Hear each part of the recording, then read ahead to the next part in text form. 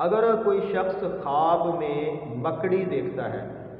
تو خواب میں مکڑی دیکھنا، مکڑی عموماً گھروں میں پائی جاتی ہے جو جالے بنتی ہے،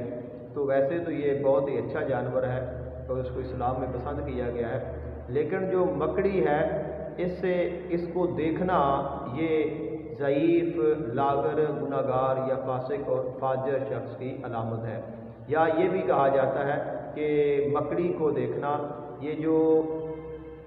چادریں بنتے ہیں جن کو ہم جولاہے کہتے ہیں یا پاپڑی عام کہا جاتا ہے، تو ایسے شخص کو دیکھنا بھی ہے۔ تو اگر اس نے مکڑی کو دیکھا ہے تو اس کو ایسے شخص کے ساتھ اس کی ملاقات ہوگی۔ یا یہ بھی ہے کہ اس شخص کی ایسے شخص کے ساتھ ملاقات ہوگی کہ جو کہ اچھا نہیں ہے، فاسق ہے یا فاجر ہے یا گناہگار ہے، یا جس کے عادات و خصائل اچھے نہیں ہیں، تو اس شخص کے لیے ضروری ہے کہ وہ کچھ احتیاط کرے، پرہیز کرے، اور اگر کوئی اس کو ایسا شخص ملتا ہے تو اس کے ساتھ اچھے طریقے سے ملے،